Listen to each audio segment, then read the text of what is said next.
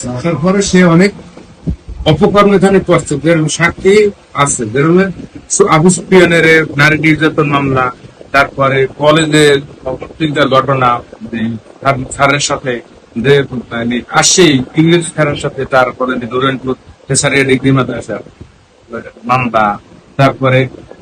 Hello everyone, আসসালামু আলাইকুম রহমতুল্লাহি ওয়া বারাকাতুহু। সবাই কেমন আছেন? আশা করি সবাই ভালো আছেন। আমিও ভালো আছি আলহামদুলিল্লাহ। আপনারা দেখতেছেন বি কেয়ারফুল ইউটিউব চ্যানেল এবং বি কেয়ারফুল ফেসবুক পেজ। আপনাদের সাথে আছি আমি কামরুল হাসান চৌধুরী।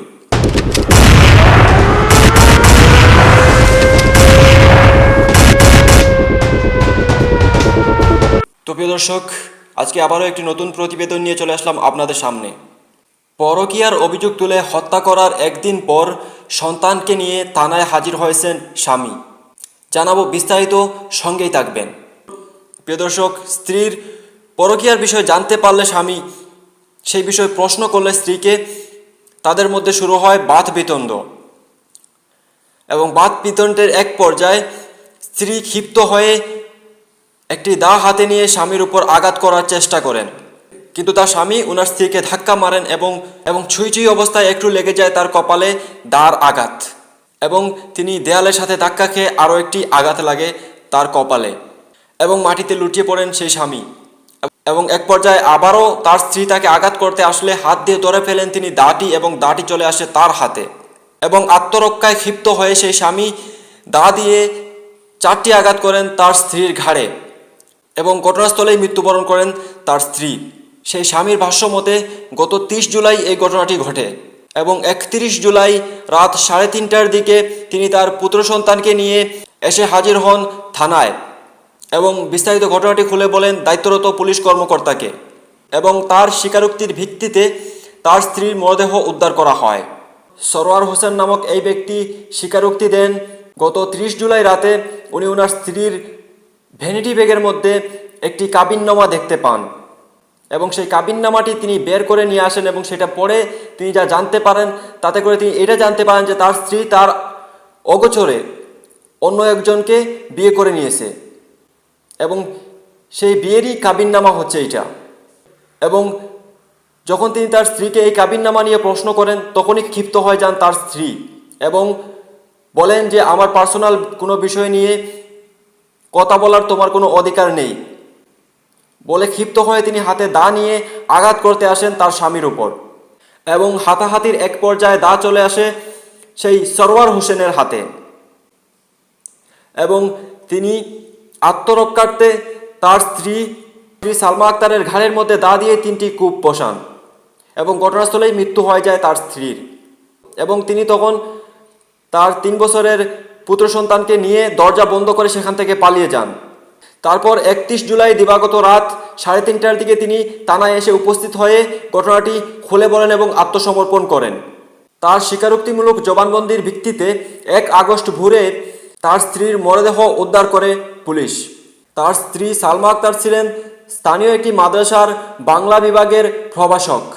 তো প্রিয় দর্শক, চলেন আমরা শুনি সেই সরওয়ার হোসেন কি স্বীকারোক্তি দিয়েছেন পুলিশের কাছে। 2025 তারিখ আমি ঢাকায় ওর বাড়ির কাছে কাজ করি, মানে অর্থাৎ ওর বাড়ি দিতে 2 দিন আগে ও বাড়িতে গেছে। এখান থেকে কলেজ বন্ধ হয়েছে 29 তারিখ, মনে হয় যে 29/5 বাড়িতে গেছে। বাড়িতে যাইয়া ও ওই ছেলের সাথে মানে আমি কাবিননামা যেটা লেখা দেখছি মসজিদে বসে বিভিন্ন জিনিস, মসজিদে বসে কি আমি তালাক না দিকে আজকে বিয়ে করা সম্ভব। হ্যাঁ, আমাকে তালাক দেয় না, আমি তালাকে কোনো ই পাই না। দুপুরবেলা কলেজ দিয়ে আসি, তখন ওর ওই চাবিটা পাই, আমি ব্যাগের তালাটা খোলার পরে আমি ওর বেরিটি ব্যাগের ভিতরে দেখি এই কাবিননামা। তখন এই কাবিননামাটা দেখার পরে আমি ভাত খাওয়ার পরে ও বলছে যে একটা জাম্বুরা আছে পাশে, সাধারণত এগুলো ভাত খাওয়ার পরেই খাই, বলতো যে জাম্বুরাটা নিয়ে এসো সিলে খাবো বলতে। জাম্বুরা না নিয়ে আমি কাবিনের কাগজটা নিয়ে এসে আমি ওর বলতে আছি যে এই দেখুন, জন্য আমার বাপ মা ভাই বোন সব ত্যাগ করিয়া তোমার অনার্স ফার্স্ট ইয়ার থেকে ভর্তি থেকে, তখন সে আমাকে বলে দেখাই এগুলো ইচ্ছা করার না, যে আমার কোনো ব্যক্তিগত আমার কোনো ব্যক্তিগত যদি সঙ্গে হাত দিবি, হ্যাঁ এই যে পুলিশ বলছেন সরোয়ারের ভাষ্য মতে সে বলতেছে তার স্ত্রীর পরকীয়ার সন্দেহ থেকেই তিনি এই হত্যাকাণ্ডটি ঘটান। মরদেহকে পোস্টমর্টমের জন্য পাঠানো হয়েছে এবং এ বিষয়ে হত্যা মামলা দায়ের করার প্রস্তুতি চলতেছে। তো এবার এই বিষয়ে আমি কিছু কথা বলবো সতর্কতা নিয়ে। প্রিয় দর্শক, আমরা সবাই জানি একটা পুরুষ যখন প্রাপ্তবয়স্ক হয়ে যায় তারপরেই তার উপর চলে আসে সংসারের বোঝা।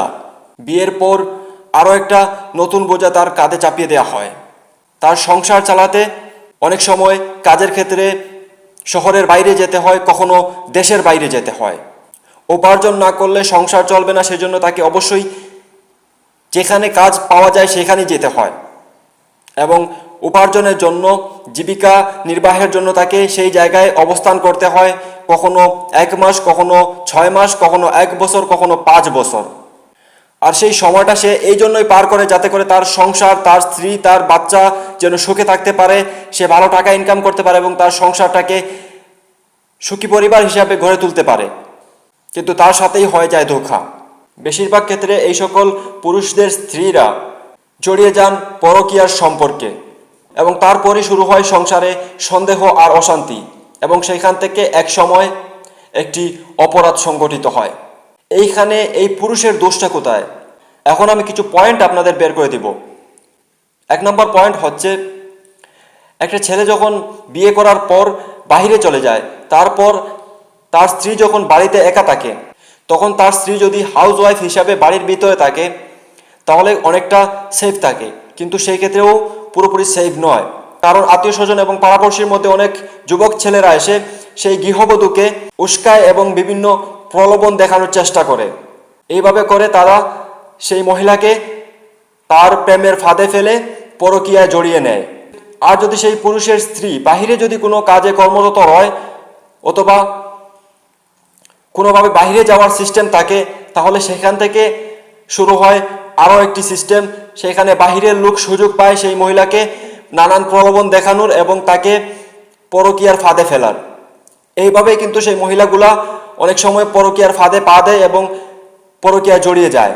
অনেক ক্ষেত্রে আবার অনেক গৃহবধূ তারা নিজেদের শারীরিক চাহিদার জন্য নিজেরাই চলে যায় অন্য পুরুষের শরণে এবং শুরু হয় পরকীয়ার সম্পর্ক। আবার কখনো কখনো সেই মহিলাগুলো সোশ্যাল মিডিয়া প্ল্যাটফর্মে, ফোনে, ফেসবুক, টিকটক ইউজ করার ক্ষেত্রে সেইখান থেকে টিকটকে, মেসেঞ্জারে নানান ধরনের মেসেজ আসে এবং তাদেরকে অন্য পর পুরুষরা কিন্তু সেখানে নানান প্রলোভন দেখায় এবং তারা সেই ফাঁদে পা দেয় এবং জড়িয়ে যায় পরকীয়ায়। তো সেক্ষেত্রে আমি সেসব পুরুষদের বলবো, ভাই, যদি আপনি বাইরে কাজে যান, বুঝতেই পারতেছেন সময় আর আগের মতো নেই, যুগ বদলেছে, সোশ্যাল মিডিয়া চলে আসছে, ইন্টারনেটের সময়, এখন সব কিছুই কিন্তু এখন হাতের কাছে, কোনো কিছুই কিন্তু দূরে নয়। সেই জন্য আপনার স্ত্রীকে নিরাপদ রাখতে হলে আপনি যেখানে কাজে চলে যাচ্ছেন সেখানে একটি বাসা ভাড়া নেন এবং সেখানে আপনার স্ত্রীকে নিয়ে যান আপনার সাথে এবং নিজের স্ত্রীকে সঙ্গে রাখুন, তাহলেই দেখবেন এই জিনিসটা আর হবে না। যদি আপনি প্রবাসে গেছেন সেখানে একটা ব্যবস্থা করেন এবং ফ্যামিলি ভিসা দিয়ে আপনার স্ত্রীকে সেখানে নিয়ে যান, সেখানে রাখেন, তাহলে দেখবেন যে আপনার স্ত্রী আর পরকীয়ার ফাঁদে পা দিচ্ছে না, সেই সুযোগও আর সে পাচ্ছে না। কাজের ক্ষেত্রে আপনি অন্য শহরে গেছেন, আপনি সেখানে একটা বাসা ভাড়া নেন এবং সেখানে আপনার স্ত্রীকে নিয়ে নেন, তাহলে দেখবেন যে আপনার স্ত্রী আর পরকীয়ার ফাঁদে পা দিতে পারতেছে না, সেই সুযোগও সে পাচ্ছে না।